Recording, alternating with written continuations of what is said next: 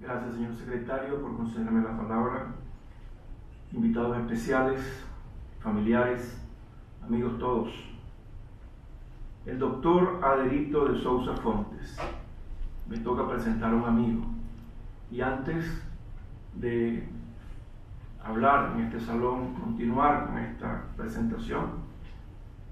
siendo testigos las máscaras mortuorias que están a mi izquierda, a su derecha, tanto del maestro Vargas como del maestro Racetti. Este, que es un salón de la medicina venezolana, rinde homenaje también a un hombre que se ha forjado dentro de los aulas y de los hospitales y de los centros sanitarios del país. Además, aunque hay dos grandes ausentes, ellos están presentes. Desde el cielo nos miran dos amigos comunes, dos amigos entrañables para todos, particularmente para Adelito y para mí, a los cuales rindo homenaje, al doctor Nicolás Bianco Colmenares y al doctor Leopoldo Briceño Iragorri, para los cuales pido un aplauso desde este momento.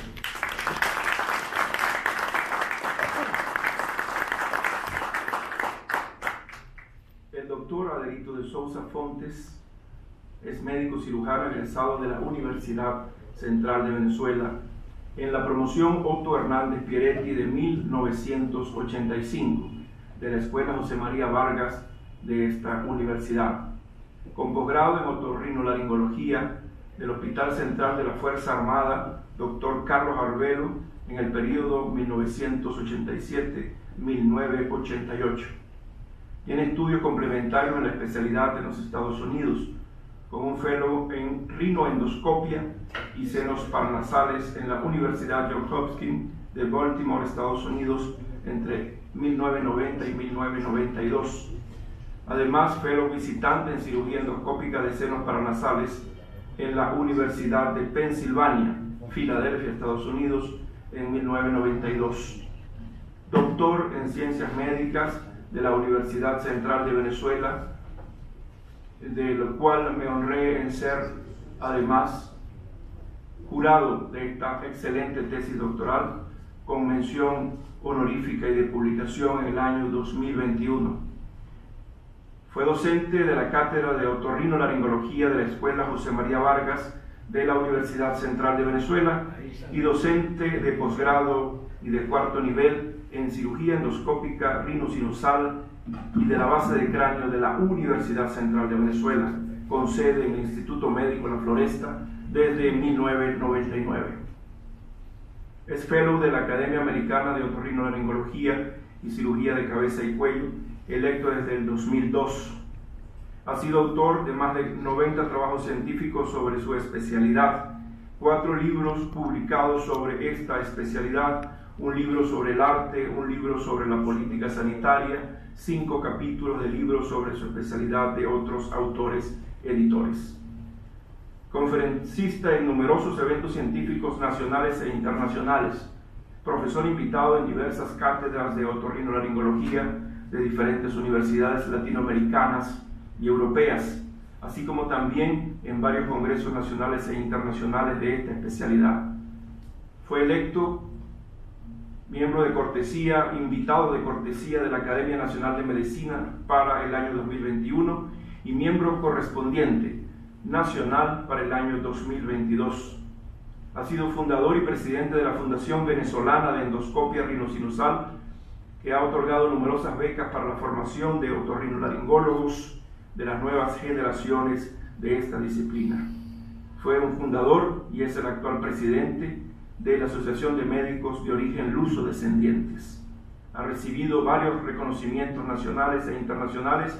entre las cuales está la Orden Gran Comendador de la Orden del Mérito de la República Portuguesa en el año 2018. Señoras y señores, dejo con ustedes a la señora presidenta de nuestra Academia Nacional de Medicina, doctora Isis Neser de Landaeta, para proceder a la juramentación correspondiente. ¿Jura usted cumplir y hacer cumplir los reglamentos, la ley y los estatutos de nuestra Academia Nacional de Medicina? Lo juro. Si así fuese, que Dios, la patria y nuestra academia os lo premien. Y si no, que os lo demanden. Con la entrega de su pergamino y la colocación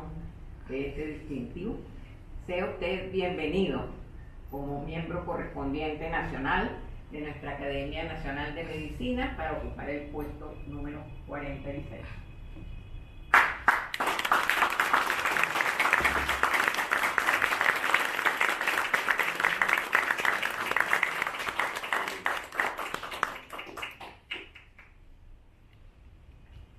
A continuación, se puede sentar. Muchísimas gracias. Presidenta y demás miembros de la Junta Directiva de la Academia Nacional de Medicina. Distinguidos académicos y divididos de número, miembros correspondientes nacionales y miembros de cortesía de esta corporación científica. Distinguido Cónsul General de la República de Portugal en Caracas. Distinguido Presidente del Colegio de Médicos del Distrito Metropolitano de Caracas. Distinguidos directivos, colegas, compañeros de trabajo del Instituto Médico La Floresta. Queridos familiares, discípulos y estudiantes de posgrado de otorrinolaringología de la Universidad Central de Venezuela y amigos. Estimada audiencia presente en esta sesión extraordinaria. Señoras y señores, para expresar el sentimiento de emoción que me acompaña este día frente al alto honor que me han conferido los individuos de número de esta ilustre Academia Nacional de Medicina, al haberme elegido para ocupar el puesto número 46 como miembro correspondiente nacional, quiero tomar prestadas las palabras pronunciadas por uno de los más importantes reformistas del ejercicio y la educación médica en Venezuela, el doctor Luis Rasetti, cuando en el acto en el que fue designado rector de la Universidad Central de Venezuela en 1908, dijo, cito textualmente: hay honores que no se piden ni se rehusan.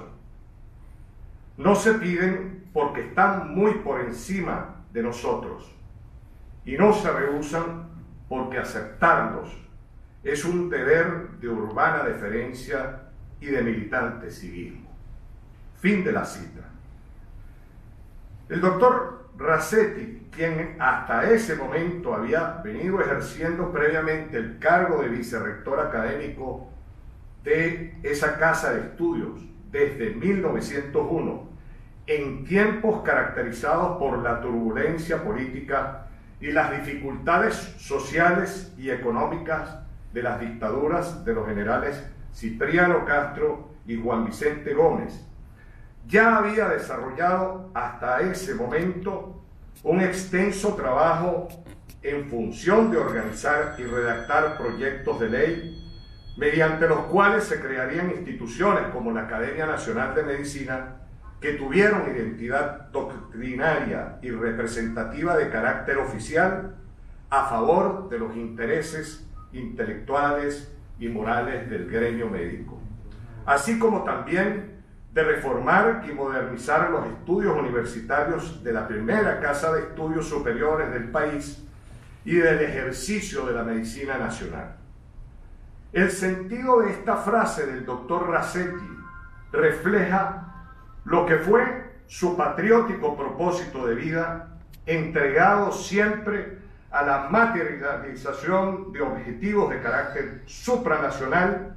desafíos en los cuales supo siempre armonizar y concertar con sensatez y sabiduría con las autoridades políticas actuantes. Pertenezco a una generación de médicos de la Universidad Central de Venezuela, egresada a mediados de la década de los años 80, y que, como muchos de los aquí presentes, ha transitado por las diferentes etapas exigentes de su vida profesional, no solo por las circunstancias biológicas, sino por las diferentes coyunturas producidas en la sociedad venezolana que nos ha tocado vivir, razones por estas que no podría interpretar de emocionante la benévola y generosa decisión de los integrantes de esta academia como un homenaje ni como una consagración académica, sino más bien como una oportunidad para adquirir un serio compromiso con mi país. Compromiso al que debo responder con todas las energías de mi cuerpo y de mi mente, y sobre todo con los más profundos sentimientos de servicio, lealtad y agradecimiento para quienes me dieron la vida, mi difunto padre y mi madre, así como también mi esposa y compañera de vida, mis hijas y mis nietos. Ruego a Dios entonces que me siga dando fuerza para corresponder satisfactoriamente al honor de haber trascendido al ancestral escrutinio que realizaron los individuos de número de esta institución académica para seleccionarme como miembro correspondiente nacional al puesto número 46. Responsabilidad que acepto como un deber cívico y moral. Vienen a este momento a mi memoria la figura de quienes considero mis principales mentores para esta responsabilidad: los doctores Leopoldo Briceño Calcaño y Nicolás Bianco Colmenares, cuya ausencia física a muchos de los aquí presentes nos sigue afectando, pero la impronta de sus respectivas memorias me acompañan en este feliz momento de mi vida, porque ellos me estimularon para realizar el doctorado en la Facultad de Medicina de la Universidad Central como requisito fundamental para ingresar a esta corporación académica. Igualmente quiero destacar mi especial gratitud a los que también fueron mis promotores y consejeros para alcanzar esta meta: los doctores Jesús María Guevara Iribarren, Juan Yabur Tarazzi, Rafael Musi Mendoza, Felipe Martín Piñate, Miguel José Sade y Enrique López Loyo, cuyas palabras en la introducción de este acto valoro con especial afecto. Considero oportuno mencionar en esta sesión de la Academia Nacional de Medicina que ella ha acogido a lo largo de la historia a importantes figuras que han sido merecedoras de este nombramiento. En el campo de la otorrinolaringología han sido electos 17 eminentes médicos antes de mi persona, 11 individuos de número, 5 miembros correspondientes y un miembro correspondiente extranjero. Entre ellos, en el orden cronológico, se destacan 2 de los fundadores de esta academia, los doctores Bernardino Mosquera Dalla Costa y Francisco Hermógenes Rivero, y los académicos Emilio Conde Flores, Rafael González Rincones, Lisandro López Viloria, Julio García Álvarez, Franz Condellán, David Roberto Iriarte Díaz, Victorino Márquez Reverón, Gabriel Briceño Romero y Esteban Garriga Michelena. A pesar de que el último de estos académicos mencionados no realizó estudios formales en otorrinolaringología, su contribución al desarrollo en esta disciplina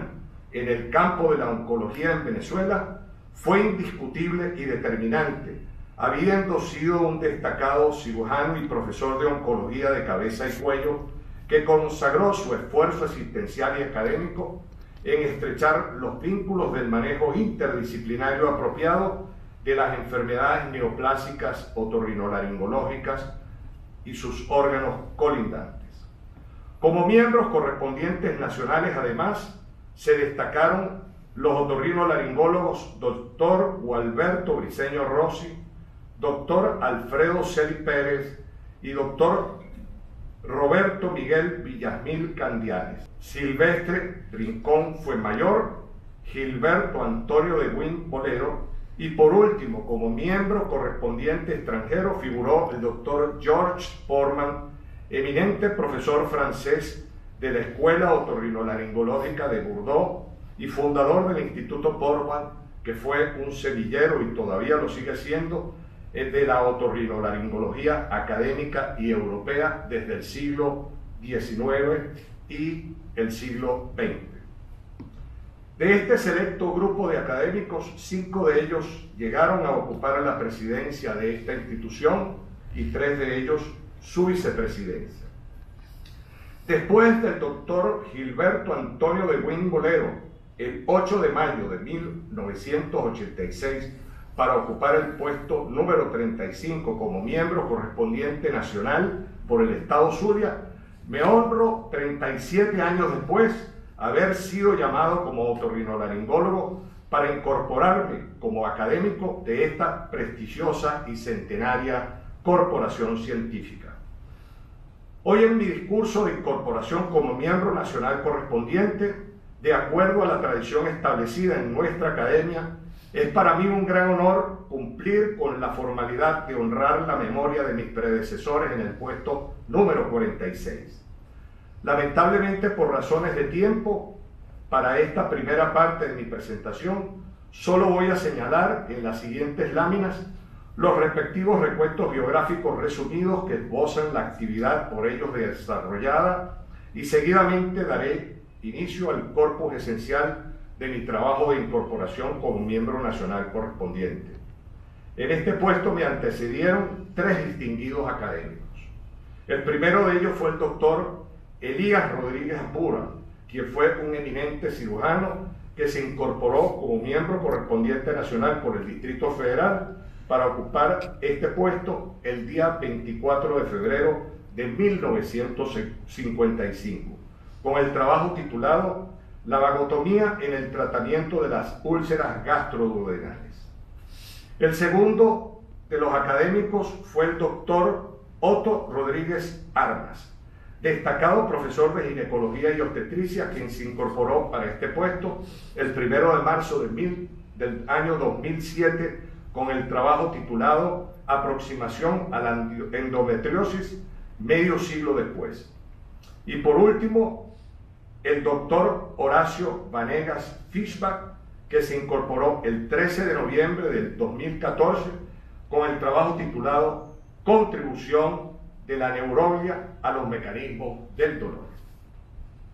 Ahora daré inicio a la presentación de mi trabajo de incorporación que se titula Valoración diagnóstica correlativa de los papilomas rinosinusales a través de una escala de índice de sospecha. Comienzo por señalar que los papilomas rinosinusales son lesiones neoplásicas benignas que pueden desarrollarse en cualquier epitelio. Desde el punto de vista otorrinolaringológico, este tipo de tumores despiertan un particular interés debido a su comportamiento biológico agresivo y a su importante predisposición a recidivar y a malignizarse.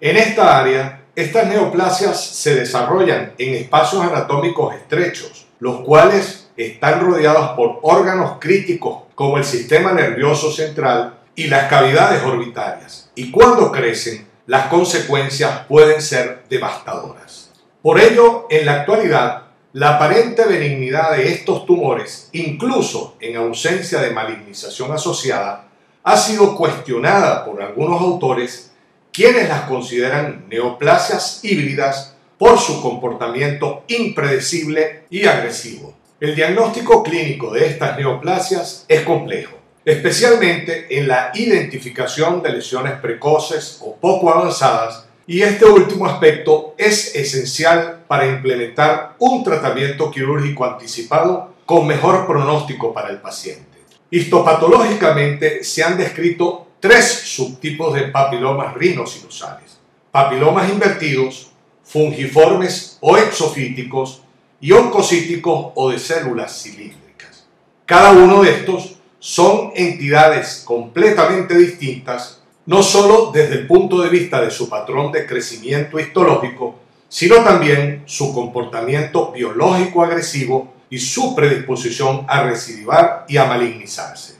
Este tipo de tumores poseen una baja incidencia, son más frecuentes en adultos del sexo masculino y su etiología todavía es motivo de investigación. En su evolución clínica, estas lesiones suelen ser asintomáticas en sus etapas iniciales. Su diagnóstico, como ya se dijo, es exigente y cuando la enfermedad es avanzada, su tratamiento va a ser mucho más complicado. Su diagnóstico a menudo no es fácil, tomando en consideración que las manifestaciones clínicas y la mayor parte de los hallazgos, especialmente en las etapas iniciales de la enfermedad, pueden también estar presentes en diferentes procesos inflamatorios nasosinusales y por lo tanto no ser concluyentes para asegurar el diagnóstico de estos tumores. La labor diagnóstica rutinaria en la consulta inicial otorrinolaringológica debe contemplar la exploración endoscópica de las cavidades nasales y en este estudio los papilomas rinosinusales se exhiben como lesiones de aspecto polipoideo lobulado que a simple vista pueden ser interpretados como pólipos inflamatorios. Por otra parte, la tomografía computada de los senos paranasales, considerada como el gold estándar para el estudio radiológico de la enfermedad inflamatoria y neoplásica de la nariz y senos paranasales,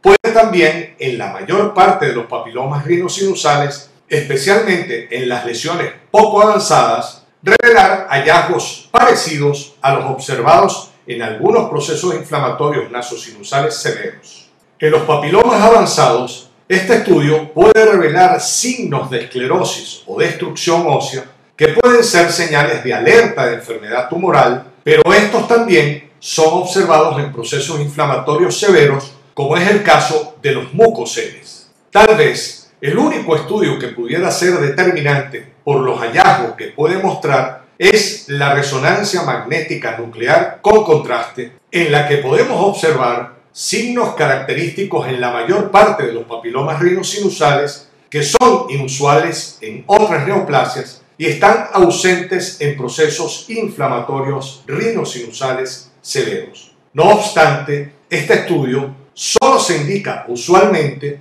cuando hay alta sospecha de enfermedad neoplásica o cuando existen procesos inflamatorios severos con indicios de extensión extranasosinusal. Hay que destacar que el examen histopatológico de estas neoplasias, a pesar de que es el eslabón que ofrece su diagnóstico concluyente, este estudio no está exento de inconvenientes derivados al muestreo y la interpretación y pericia del anatomopatólogo actuante. La investigación desarrollada se concentró en determinar la factibilidad de diagnóstico clínico oportuno a través de la formulación de una escala correlativa cuantitativa de valoración diagnóstica basada en los hallazgos endoscópicos, imagenológicos e histopatológicos, tomando en consideración, como ya fue señalado, que cada uno de estos estudios por separado pueden arrojar hallazgos que también pueden ser observados en procesos inflamatorios nasosinusales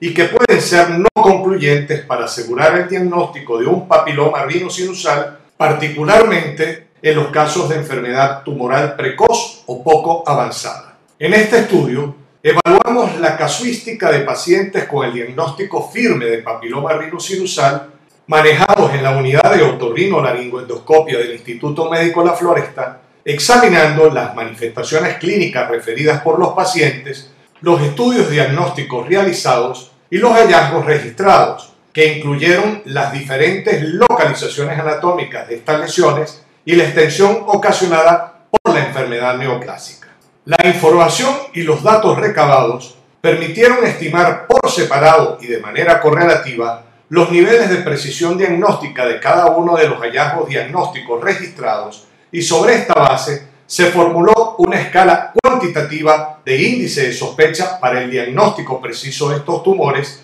para determinar los niveles de confiabilidad y exactitud diagnóstica de esta herramienta. Esta escala se apoyó en el concepto que señala que cuando se establece un alto índice de sospecha, se pueden identificar oportunamente lesiones precoces y poco avanzadas y el diagnóstico correcto de estas neoplasias es más factible. A través de este planteamiento, además, se puede propiciar la indicación de otros estudios complementarios recomendables de precisión diagnóstica que permitirán un tratamiento oportuno de acuerdo a cualquiera de los escenarios posibles de presentación clínica de esta enfermedad.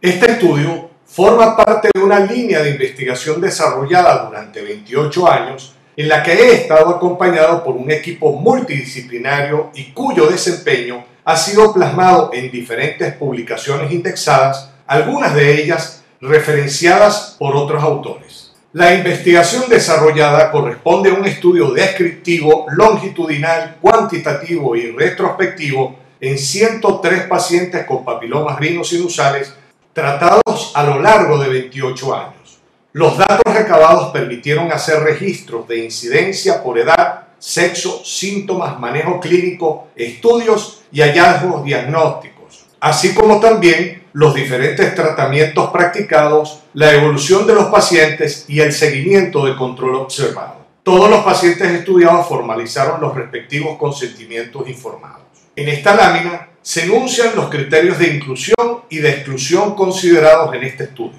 Los aspectos éticos de esta investigación fueron estrictamente considerados y están resumidos en esta lámina. El análisis estadístico de los datos y variables evaluadas fueron resumidos, calculados y valorados con el apoyo de los programas Microsoft Excel y de Estadística para Ciencias Sociales de IBM, las cuales permitieron recabar diferentes parámetros para determinar la eficiencia diagnóstica de los estudios que fueron realizados en estos pacientes a través de estimaciones de los niveles comparativos de contingencia estadística, proporciones de coincidencia diagnóstica y niveles de precisión y confiabilidad de cada uno de los hallazgos comúnmente observados en estas neoplasias. Sobre una base de datos de 27.416 historias clínicas que fueron revisadas, se seleccionaron 1.897 pacientes con el hallazgo de poliposis nasal y de este grupo se identificaron 103 pacientes con el diagnóstico firme de papiloma rinosinusal.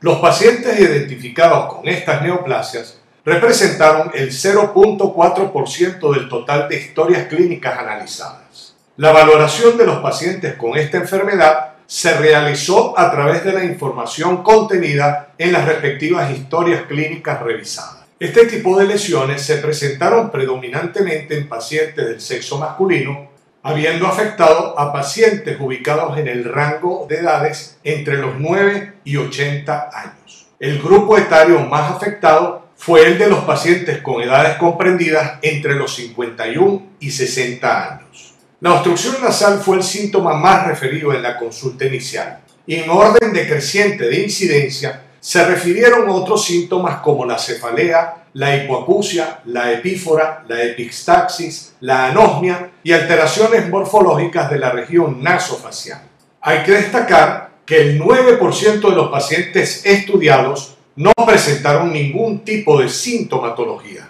Las frecuencias de los hallazgos endoscópicos e imagenológicos observados en los pacientes con papilomas rinosinusales están referidos en esta tabla. Se aprecia que el hallazgo endoscópico de una lesión polipoidea se observó en todos los pacientes y la opacificación tomográfica nasosinusal se registró en el 91% de los casos. Por otra parte, los hallazgos tomográficos de erosión o borramiento de las paredes óseas e hiperostosis focal fueron observados en el 84 y 79% respectivamente.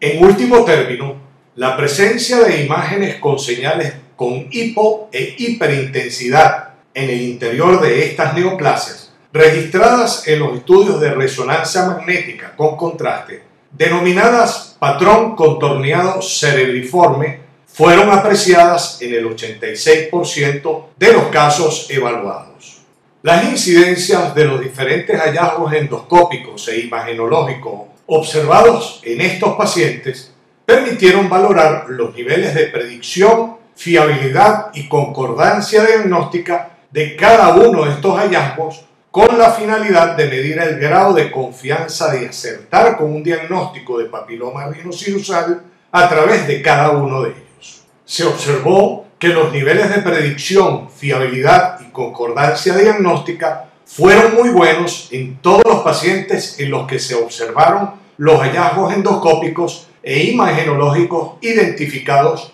comúnmente en estas neoplasias. En este cuadro también se registraron buenos acuerdos de fiabilidad diagnóstica ante la evidencia de cada uno de estos hallazgos observados respecto a lo que podría ocurrir por mero azar, estimados a través del cálculo de coeficientes kappa de Cohen, apreciando además niveles óptimos de concordancia estadística para cada uno de estos hallazgos, valorados a través del test de Fisher. Basado en los niveles de sensibilidad y los valores predictivos positivos registrados en el cuadro anterior, se observa que el grado de exactitud diagnóstica de todos los hallazgos encontrados en estos pacientes señalaron un nivel de fiabilidad correlativa con una media global promedio de 88%.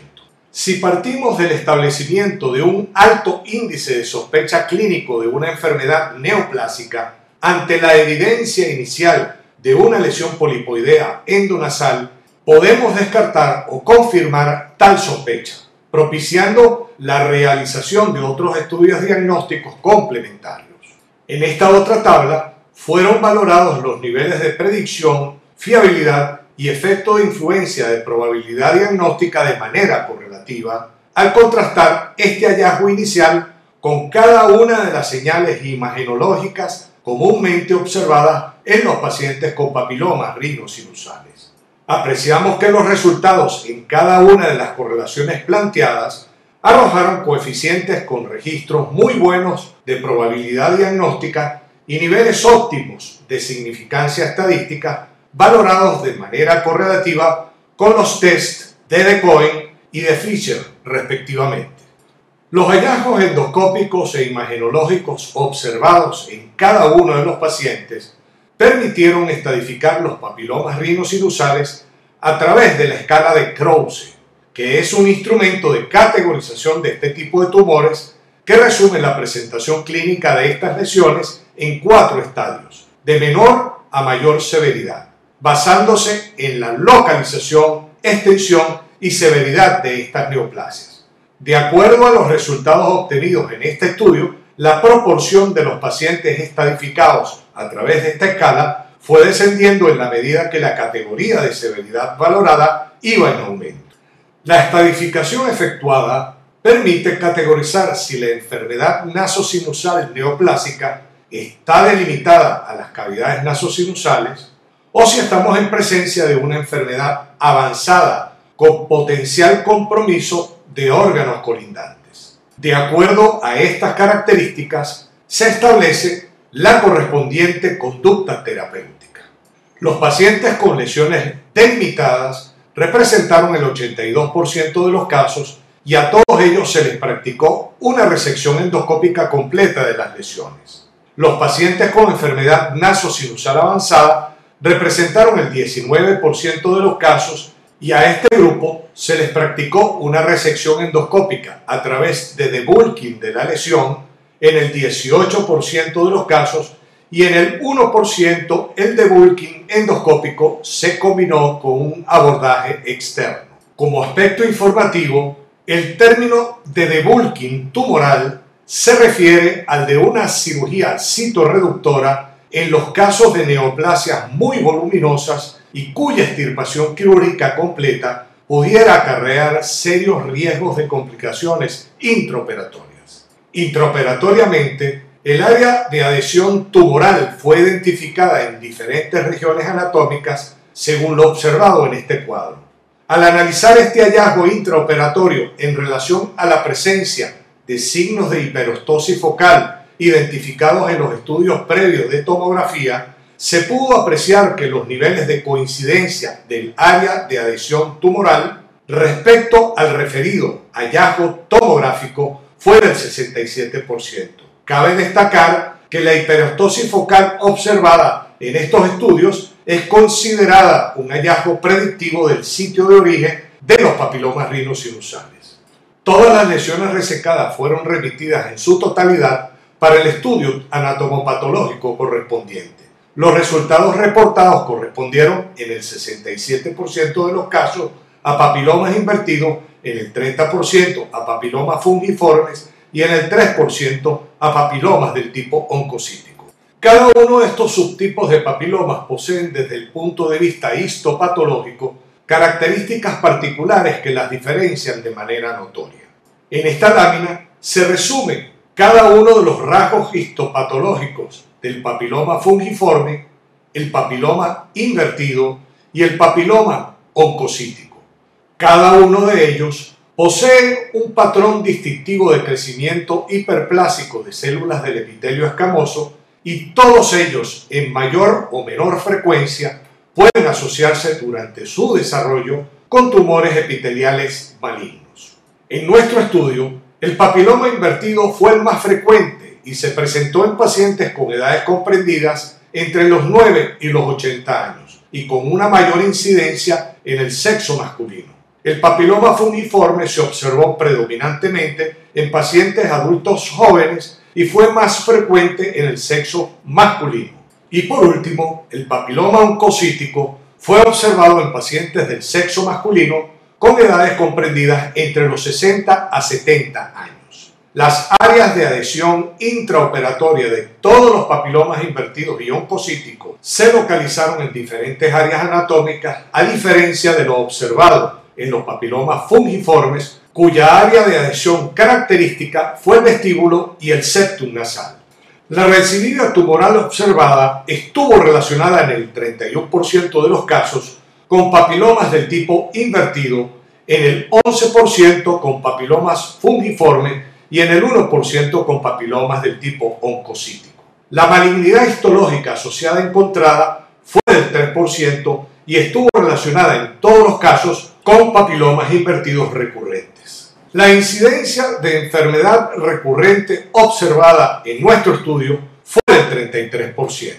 En referencia a los pacientes con enfermedad recurrente, cuando les fue realizada la revisión histológica de los especímenes tumorales resecados en las cirugías anteriores, se observaron inconsistencias con el diagnóstico histopatológico inicialmente reportado o tasa de falsos negativos del 24%, y en el 9% de los pacientes restantes no fue posible acceder a ningún reporte previo de estudio histopatológico ni de muestras de lesiones precedentes archivadas para su correspondiente revisión.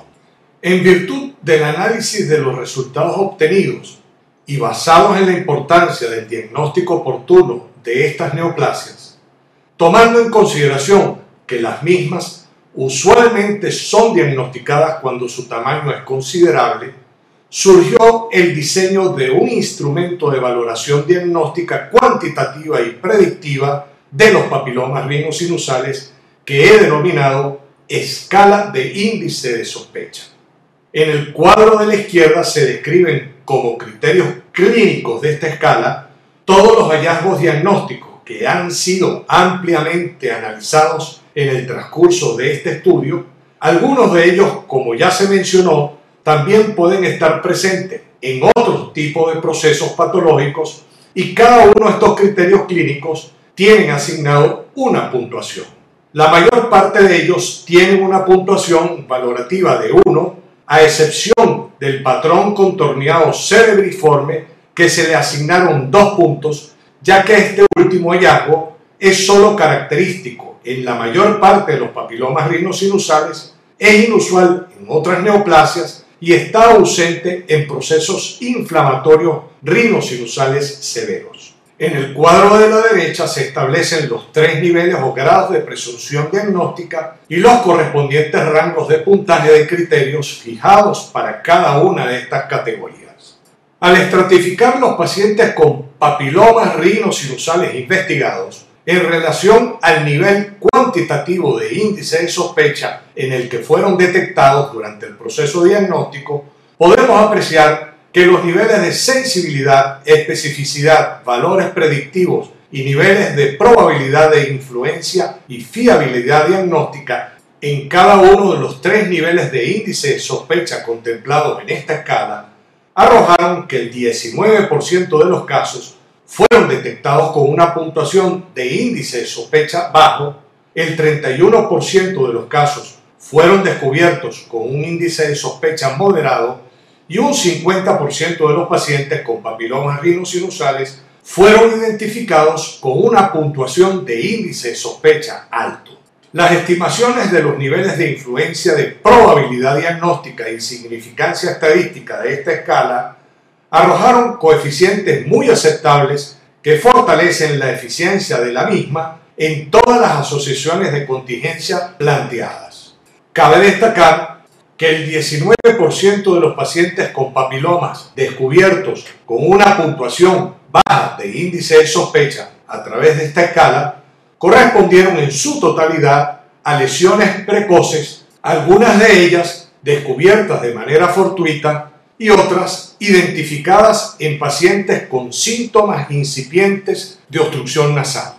Al graficar la proporción de pacientes con papilomas rinosinusales rastreados a través de la escala de índice de sospecha como verdaderos positivos, se perfila una curva con una tendencia progresivamente creciente en la medida que los niveles de índice de sospecha basados en la puntuación correlativa de criterios iban en aumento. Cuando relacionamos los grados de índice de sospecha de esta escala en relación a los diferentes subtipos histológicos de papiloma rinosinusal diagnosticados, se observó además que la mayor parte de las lesiones diagnosticadas con índice de sospecha bajo y moderado fueron predominantemente los papilomas fungiformes y la mayor parte de los papilomas invertidos y oncocíticos fueron identificados con un índice cuantitativo de sospecha alto y moderado. En virtud de comprobar estadísticamente la factibilidad de establecer una correlación diagnóstica óptima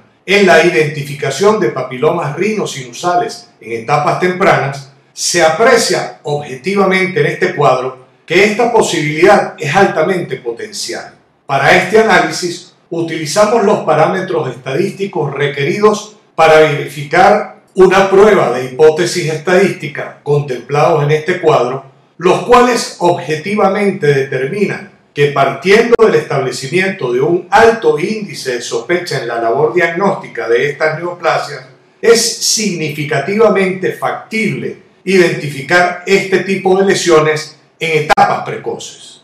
En esta lámina se describe un completo algoritmo de manejo clínico y terapéutico de los papilomas rinosinusales, que es de mi autoría, el cual elaboré como uno de mis aportes en mi trabajo de tesis doctoral que versó sobre esta enfermedad, en el que podemos apreciar las etapas más relevantes del diagnóstico, manejo clínico y las posibles opciones de tratamiento de estas lesiones.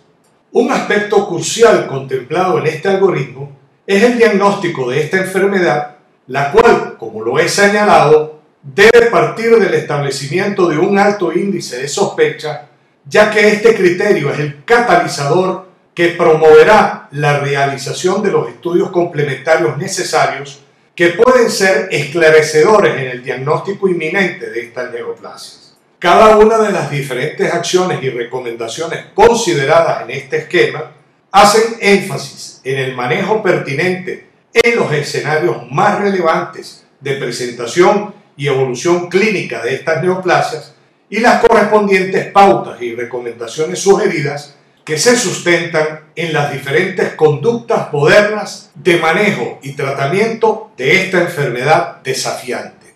Como conclusiones podemos señalar de manera resumida que de acuerdo a los objetivos y los resultados obtenidos en este estudio, que el establecimiento de un alto índice de sospecha ante la evidencia inicial de un pólipo nasal aumenta la probabilidad de diagnóstico precoz de una neoplasia nasosinusal en la que los papilomas rinosinusales están incluidos y que ante la presencia de este hallazgo, cuando se propician oportunamente otros estudios imagenológicos e histopatológicos y sus resultados en conjunto son analizados e interpretados de manera correlativa, el diagnóstico acertado de una neoplasia de este tipo es más factible. En cuanto a la escala de índice de sospecha propuesta en este estudio, su validación estadística arrojó óptimos niveles de predicción, probabilidad de influencia y fiabilidad diagnóstica y por lo tanto puede ser una guía correlativa idónea